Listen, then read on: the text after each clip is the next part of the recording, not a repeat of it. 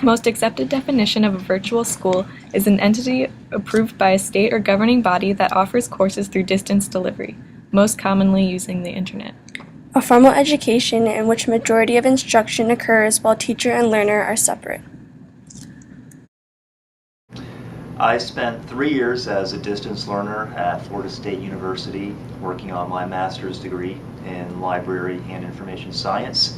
And I was living in Daytona Beach the entire time I did that. Never once had to go to Tallahassee for anything. From the time I started the program to the time I finished, I did it entirely from my house.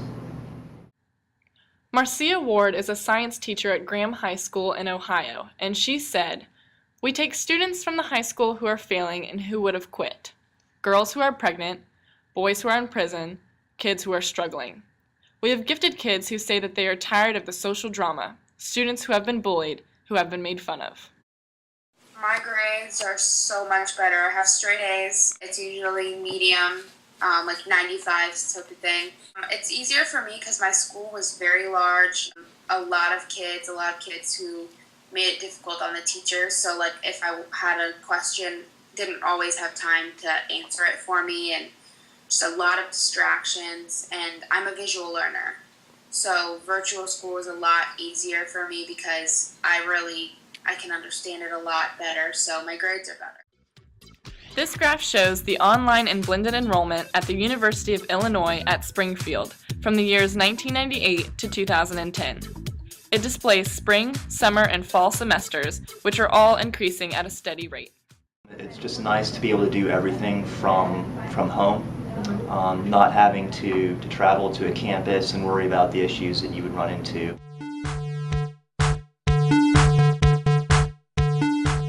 I already had a real job, and so it would have been impractical to pack up and move to another city, find a new job and a place to stay if I was going to do a program on campus somewhere.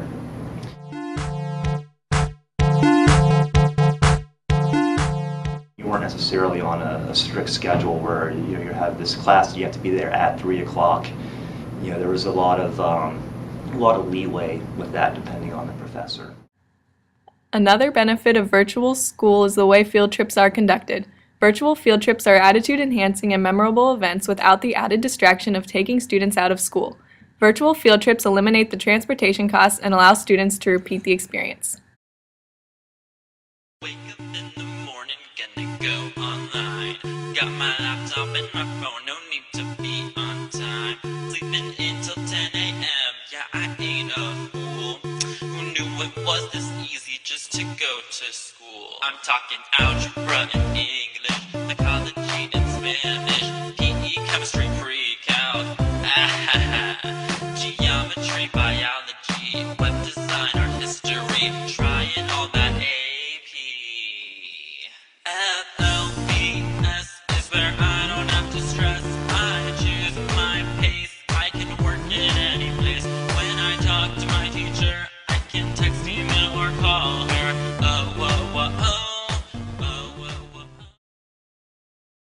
Virtual learning, barely a blip on the computer screen a decade ago, is fast becoming part of the educational mainstream.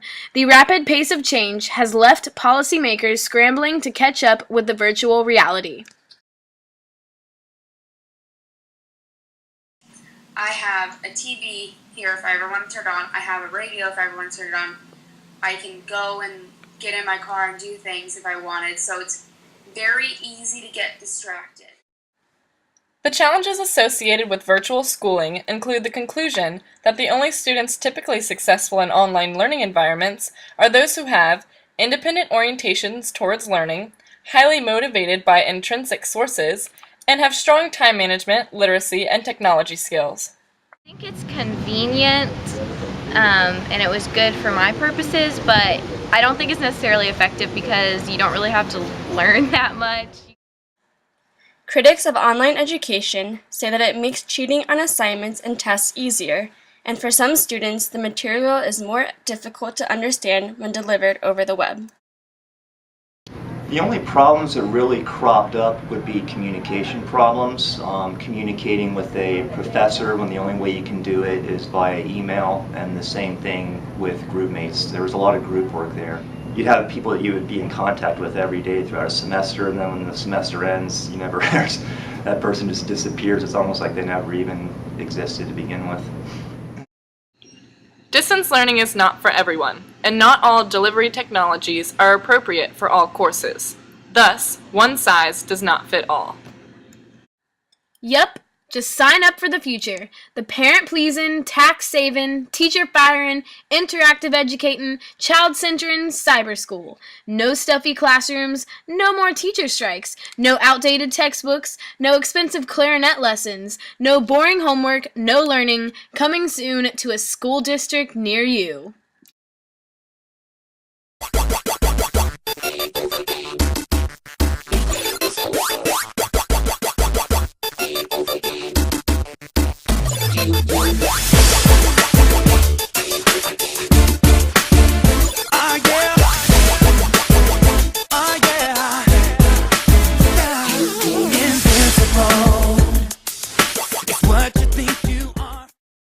Oh! Oh, we're recording!